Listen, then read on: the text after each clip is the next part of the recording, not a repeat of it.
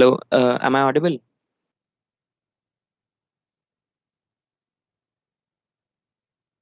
Hello, is my voice okay? Can someone respond in the chat or something if I'm audible?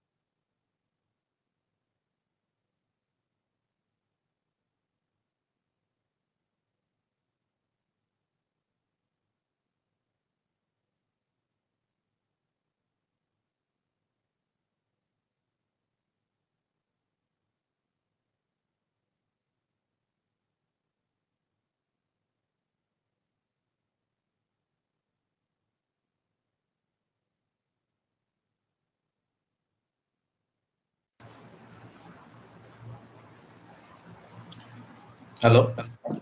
Hello, sir. Good morning. Hello. So, uh, good morning, everyone. So we have our guest today, Mr. Abhijit Kunte. He's one of the finest grandmasters India has ever produced. So before we could start, let me give you a brief introduction of how amazing of a chess player he has been throughout his journey. So first of all, he won the British Chess Championship of 2003. Apart from that, he has participated and won laurels in Indian Chess Championship and a great number of other events. He is a very amazing chess player. Sir, I'm a huge fan of one of your games which you played against Mr. Surya Ganguly, that Kiris attack game. So in 2006, so where you gave up the queen for three pieces at the end of the day, and so um, for those who are not aware, who are laymen in terms of chess, they should know that queen sacrifices are one of everyone must be aware of the Queen's Gambit. Everyone has seen this series on Netflix, the Queen's Gambit. So fairly, you guys would have some sort of idea. So. So Sir sacrificed his queen for three pieces, and that's considered one of the finest things in chess. So here is a brief thing about Sir, and so please, Sir, could you just start with your words of wisdom? Good morning, everyone, and thank you for inviting me for this Spardha. I think the initiative from you, and I think you all are students right now, and you want to go ahead in your life. So I'll just start with the journey which I had from the beginning. I started playing chess by accident. I was I used to like to play cricket, but my coach, Mr. Mohan Fadke, that time, so he saw my sister Runalini playing chess in one of the inter-school tournament, and he said that he came to my house. He was staying very close, and he came and said that I want to get Mrunal to a chess class. So in 1984-85, chess class was something which was not very popular. So my parents said, no, we will not like to get her into chess class. But he insisted. He said that I am confident that she will definitely become a national level player. So that's how she started going. But then she was not like she was bored to go alone. So she said to my mother, no, no, I want Abhijit also to come. So my mother forced me to come to chess class. I had a match that day. I still remember Saturday afternoon, and 3 o'clock was the chess class. So my mother pulled me out of the cricket match and put me into the chess class. So I went to the class crying first day.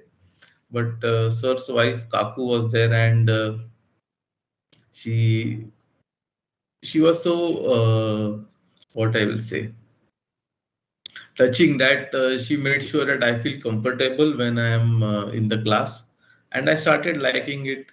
That time I was only 8 year old. Then I kept on winning the championships. I used to get always the youngest player prize because that time there were not many age group tournaments. But that time it was more of a fun because we had very limited resources. Most of the books or publications were from USA and Netherlands. So by the time it comes to India, it used to take a lot of time. Hello, am I audible? Yes, sir, we can hear you. We can hear Okay. you. And so we always had this issue with the resources, available resources. And Fadke sir that time told us one thing, which was very important, that it built in our nature that you need to fight with the resources available to you. You cannot crib about this is not available, that is not available.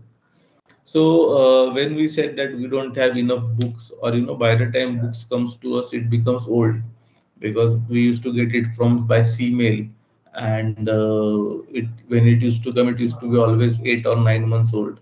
So by the time new book would have come, which will have more latest theory available. and he always told that, no, you play so good chess that people will write books based on your games. You don't have to worry that books you are not available, books are not available, or the material is not available. So that kind of confidence we had when we started playing chess, and I think that helped us a lot till the time, of course, internet came, and then all the material was available at the same time to everyone.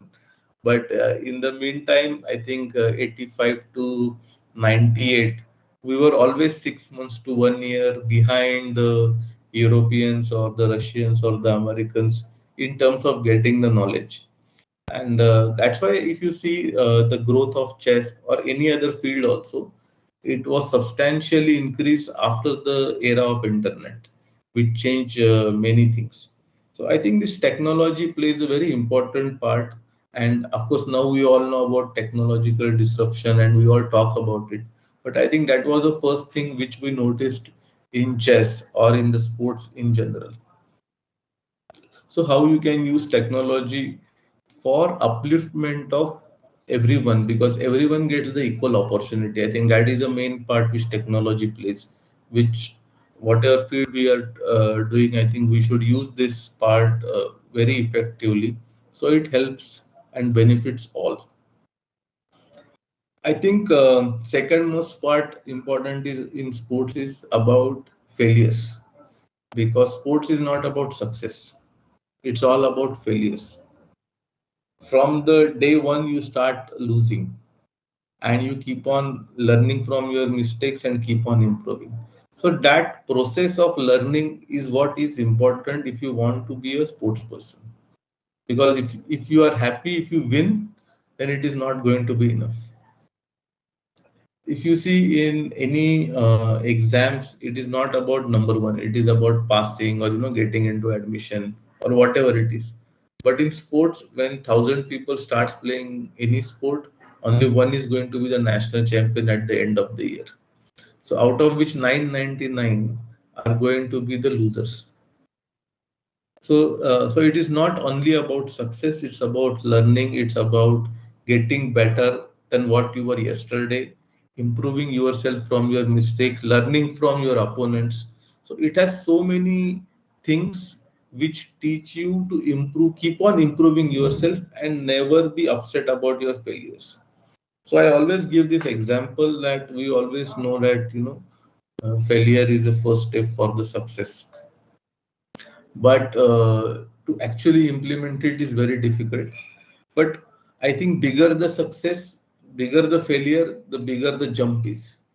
So never be upset about the failures. It is very important that you keep on trying and learn from your mistakes. I'll just give you one small example. In 1996, so I started playing 85, and then I was winning all the national sub junior, then national junior championship, age group championship. I won the Asian bronze medal in Vietnam for sub juniors, and then I started qualifying for the seniors. And when I played first time seniors in 1996, so I don't know how many of you know about chess, but we have these 9 round tournaments which are called Swiss leagues. So that's a very normal format for most of the tournaments. लेकिन ये जो national premiere championship था, that was a round robin tournament where 16 selected players play among themselves for 15 days, and 18 days, 15 rounds, and then the top 6 are qualified for the Indian team. So it's a very long tournament. And in normally Swiss League, what happens is we get 3 or 4 strong players, 2 or 3 mediocre, and 2 or 3 weak players. So that's how the thing is. So you get a lot of time to relax during the tournament. You get some weak opponents, some quick points, which boost your confidence. But round robin, most of the players are of equal strength. So like you get 15 best players of India where you have to play. So every round is tough. Every round you need to give your best. So this was my first tournament, and I was not aware of the challenging things which will come. So I was playing with my old strategy, winning, trying to win maximum number of games from day one or round one, and it started backfiring. So like I lost first, I drew first round, lost second, third game, then drew fourth round. But I was winless. So it started. I started getting frustrated. So I was trying to push hard, but it was not working. And that tournament, I finished last. So that was like a big setback for me. Like I had never finished last in any of my tournaments. And of course, finishing last is not a very good thing also. But when I started retrospecting, okay, what went wrong, like why I finished last or why I did not play well. So I understood that my preparation was not up to the mark. If I have to play at that level, I had to preserve my energy because I had to play 18 rounds. I need to have a clear cut strategy for every opponent because here you know the opponents beforehand. In Swiss League, it is not the case. So I need to have a specific strategy for my every opponent. And according to that strategy, you need to plan your tournament. So this normally we do this 15 round tournament, then we divide it into five parts: one, two, three, four, five, six. And you need to understand how much points you make in these 5 minute tournaments. So that kind of strategy then you need to evolve. So next 1 year, I just kept working hard on the strategies and how to better your game. And but like everybody was talking कि ये तो national champion है junior में लेकिन senior में कुछ नहीं है ये ऐसे last हो गया. So all these things, see, everyone knows that when you fail in something, the whole world will criticize you for something. So I always say that when we are playing in a tournament, we don't read newspaper because they write good and they also write bad about you. So it should not affect you when you are playing chess. So we all try to avoid the newspapers when we are playing in the tournaments. So this all these remarks were there. But then when I started working very hard for 1 year, it started showing in my performance. Like I won the national junior in 97, third time in a row, which became a national record. Then I got this national senior. Again, I had to qualify for that tournament. And I qualified, and that tournament was in Bhilai in May. And I also had my final year BCom examination, same year. So, like, I had only 5 days gap. So, I had my BCom books and also the chess books carrying for this 18 days tournament. But then, like I had complete strategy worked out, and so it was very easy from day one. Like I knew where I have to try, where I have to play safe, and that strategy worked out, and I could finish first in that national championship. So this last to first was possible because I never became upset about the failure, but it was just a learning process. Like you understand where you have gone wrong, you work on your weaknesses, you make your strong points even stronger, get that cutting edge, and then you try to perform.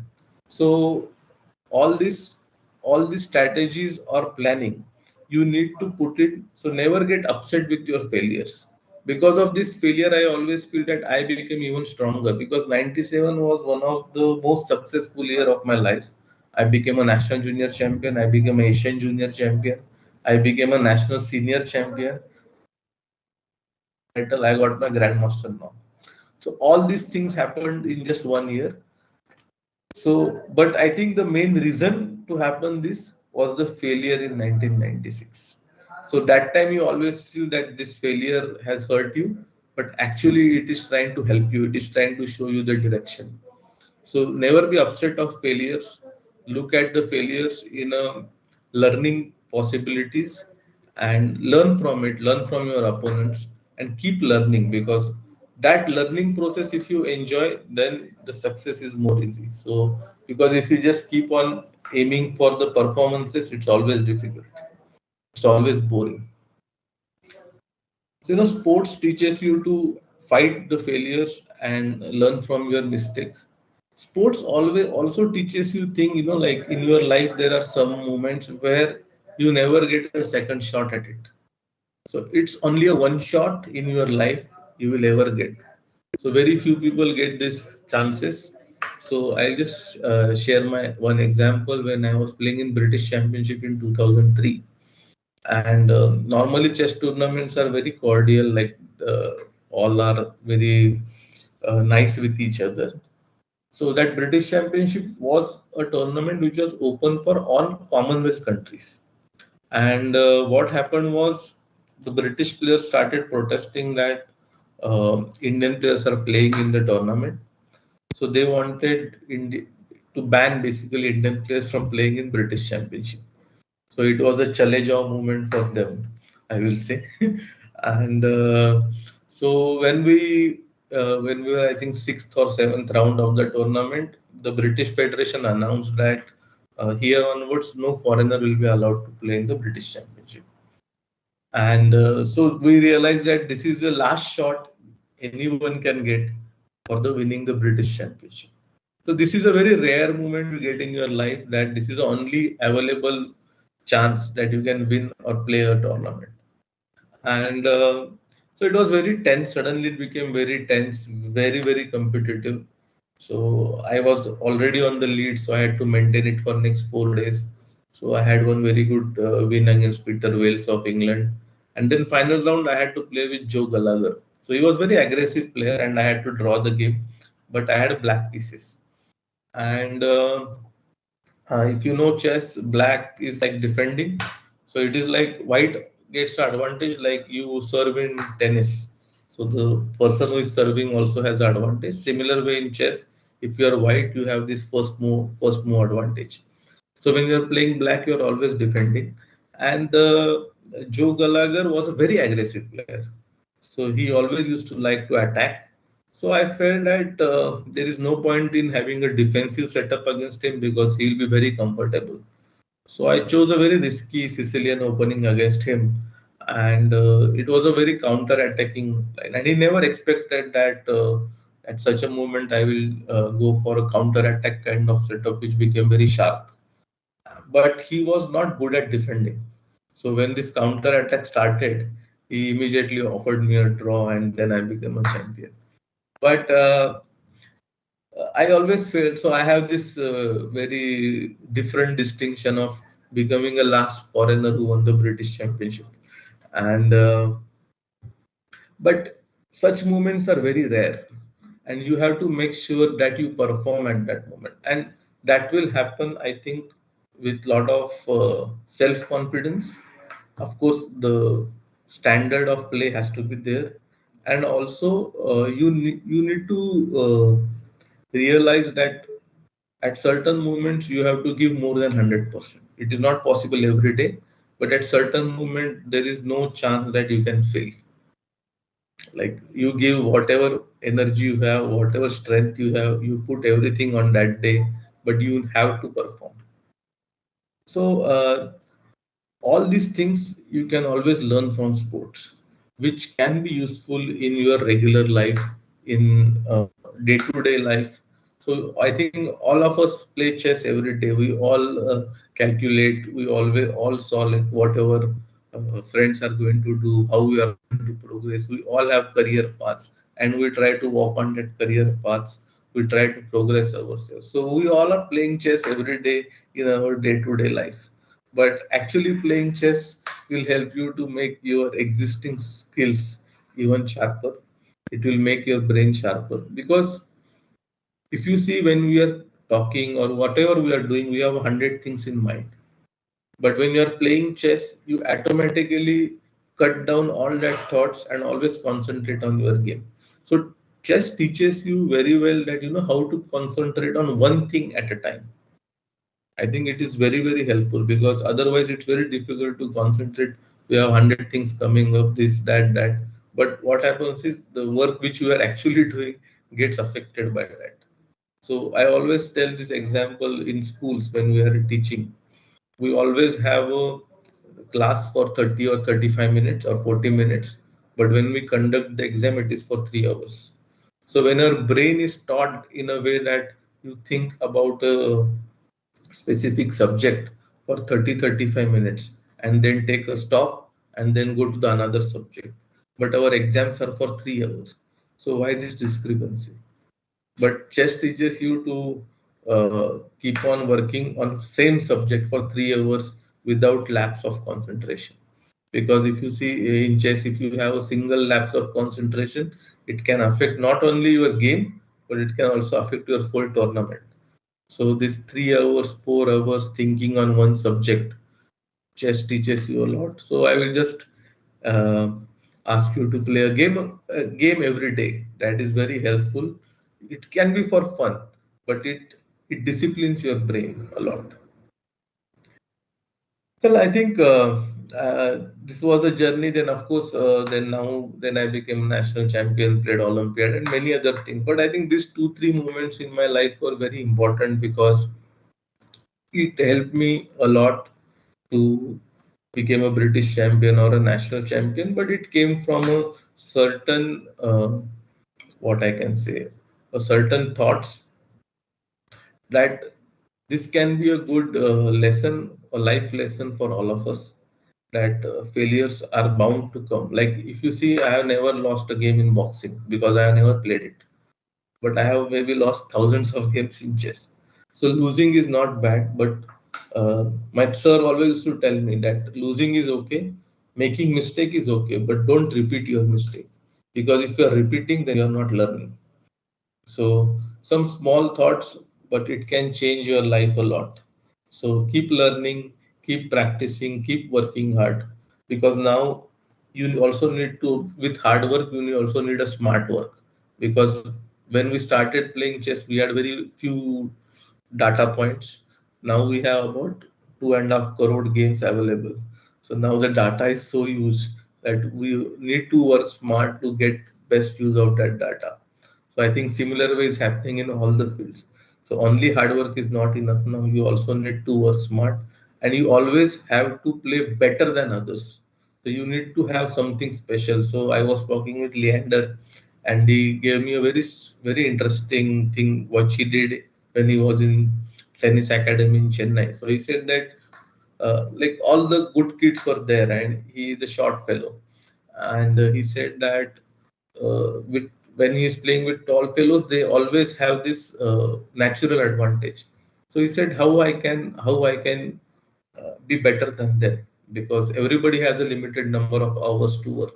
So he said we used to practice 3 hours in the morning, then go to school, come back, practice 3 hours in the evening, then do the studies, and then sleep and again go for the practice. So he said that so how I can be better than others, because everybody is putting same number of hours or same kind of efforts. So what he did was skipping rope. He just increased the weight of skipping rope. So everybody is doing 100 skippings every day. He's also doing, but his rope is with high weight, so it helps him to build his body better. So I will say this is a smart work which he did, which helped him a lot. So he put a lot of efforts on the fitness. So his career was much longer than many other players. So all these are all small things, but it matters a lot in our overall journey. So keep working smart, keep working hard. There is no shortcut. And one more thing is always try to become world best. Think what you can do for your country, how you can make sure that country will be proud of you, because that is what will bring best out of you. So I wish you all of you best of luck once again, and I thank organizers for inviting me here. Thank you very much. So such an inspiring story, and as in all the sports, as people say, it's not about how hard you can hit, it's about how hard you can get hit and keep the courage to stand up. The same goes with chess. So sir, I think we have a number of chess players in this meet as well, who are who will be willing to ask a few questions. So I see a hands raised up of Satyendra Kumar. Do you have a question, Satyendra Kumar?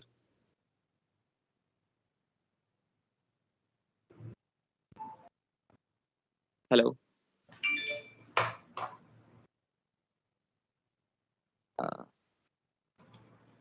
Uh, you guys can type your questions in the chat. We have opened up the chat box for everyone. If you can't speak, just type your question and I'll ask. So meanwhile, as you told about that the about the chess journey, actually IIT Chess Club is a very big club right now. We have currently 112 active players who regularly participate in most of the tournament. Currently, Spardha is hosting a chess tournament as well. Due to COVID restrictions, we have only invited 10 teams. However, prior to this season, it used to be around 20 or 22 teams, and we have even hosted a couple of international masters from different colleges. So most of us are like somewhat versed with the chess theories and opening principles. And this during the lockdown and the pandemic, and the chess has boomed to a like, and it has propagated to the minds of masses. So most of us are aware of certain things. So does anyone have any question?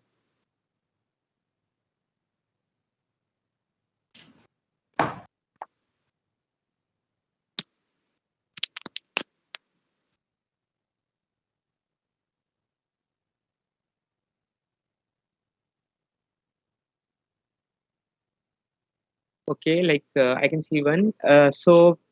Someone has asked. So how do we improve? What section we should look into before improving our chess? Like the end game, the middle game, or the openings? What section should we look into?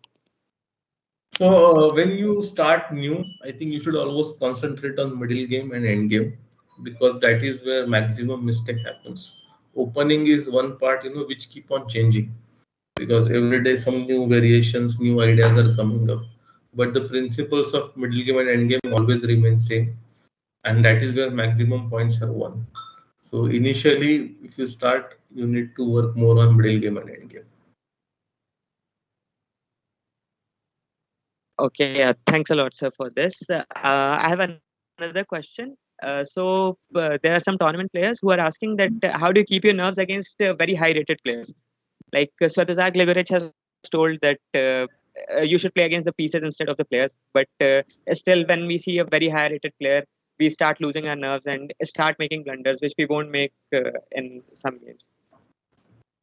So my sir used to tell me one thing that whatever rating I have, I cannot have more number of pieces or more number of squares on the board. So it is not about the player with whom you are playing, it is about the chessboard. So everyone has the same rules and regulations. So don't get upset with opponent's rating. Actually, he is more upset to lose with you because he will lose more number of rating points than you. So you need to win over your fear. There is a story of this for Abhinav Bindra. Anyone has heard about the story Pizza Box? So he used to climb that poles and he used to stand without the ropes. He used to climb the pole to just get out of his fear of falling down, or basically fear of losing. So like he used to always have this problem of going very close and but then not finishing in the championship. So he tried that in London or Germany, where he started climbing the poles and then he will stand by it, and just to get out of the fear. So I think fear of losing is the worst thing. So don't be fearful. Play freely and play for the best result possible. Very well said, sir. Like these stories are very much inspiring as well. So I think these were a couple of questions which people were very much interested to ask. Uh, Thanks a lot, sir. Thanks a lot for joining, and thanks for your words of wisdom. We totally enjoyed the talks, and we learned a lot from this. And I hope IIT Chess Club players will understand and learn a lot from journey of sir. So thank you so much Thank you. for Thank you. joining us. Thank you, everyone.